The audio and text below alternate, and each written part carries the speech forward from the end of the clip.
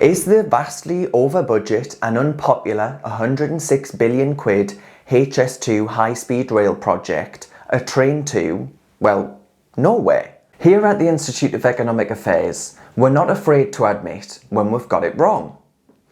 In 2013, the IEA released a report on the HS2 high-speed rail project.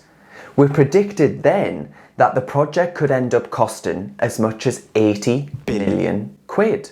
Now the Oakervee report, an independent review into HS2 commissioned by the government, has reportedly found, according to the Financial Times, that costs could hit as much as a whopping 106 billion quid.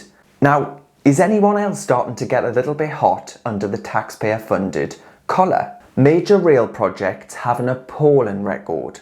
They typically end up costing far more than predicted, open years late, and fail to deliver the promised benefits.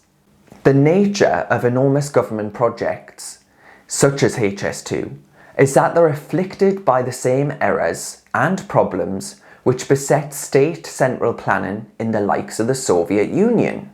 Recent transport history is littered with examples like it.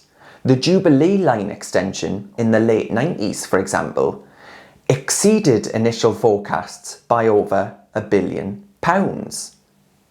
The Channel Tunnel, which ended up costing more than twice as much as originally planned, with final costs in the region of about 12 billion quid in today's money.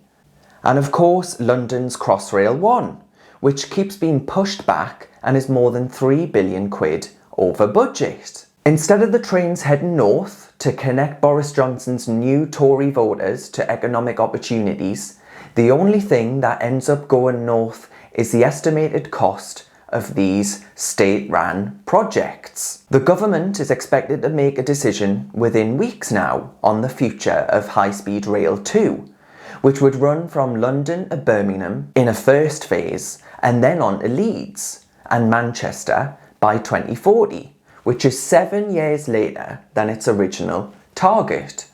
Transport economists like the IEA's Dr. Richard Wellens, author of that 2013 report on the project, have long raised concerns that HS2 is likely to follow the same pattern as the infrastructure projects that I've already mentioned. Report after report has warned that the project is high risk and poor value for money. The assumptions behind its business case have been taken apart, and compelling evidence presented that the full costs haven't even been included in the official budget for it.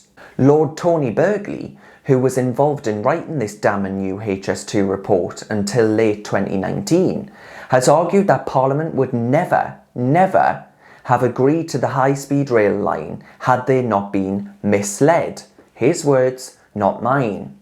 This new report that the Financial Times is reportedly got a hold of suggests that HS2 is a high-risk project that is at risk actually of becoming one of the biggest government disasters in British history. So far, around 8 billion has been spent on planning and buying out properties along the route. And some argue that this makes it impossible to now pull the plug on the project. But this view is far too common in political decision making. It says that having spent X billion on a government project, that means you're too far gone now to turn back.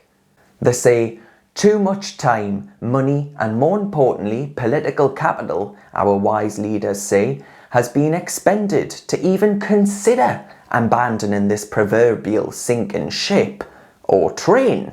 Not for nothing is this error of reasoning often nicknamed the Concorde fallacy. It refers to one of the most famous government project overspends in our history.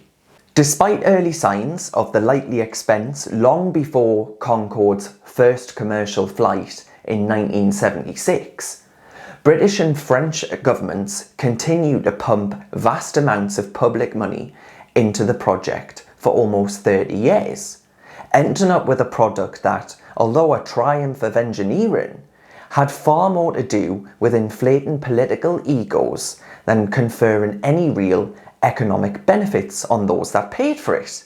Though it slashed transatlantic flying time in half, Concorde was ultimately retired from service in 2003 amid speculation that it was unprofitable, unsafe, and too costly to maintain. What about the jobs that have already been created through HS2?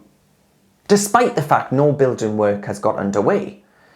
So most estimates suggest upwards of 30,000 construction jobs could be associated with the HS2 project. No insignificant sum. However, the cost of this works out at about £3 million of state expenditure for each job created. That's a dire rate of return if boosting employment is a key priority of the HS2 project. And to make matters worse, the Times reports that in 2018, a quarter of HS2 officials are thought to be on fat cat salaries, worth over 100,000 quid, without a jot of building work having taken place. HS2 has also so far attracted negligible private investment and remains entirely dependent on the public purse. The difference between investing and spending is that the former implies some return, yet politicians tend to use the two terms interchangeably. And I cheekily suggest that if our MPs are so sure that HS2 will be profitable, building that high-speed line from London's Euston Station to Birmingham, then the initial seed funding should come from investing and risking the entire parliamentary pension pot in its success. The leaked independent report suggests HS2 is at high risk of becoming one of the worst government project disasters in British history. Fortunately, Boris Johnson still has time to get the United Kingdom's transport policy back on track.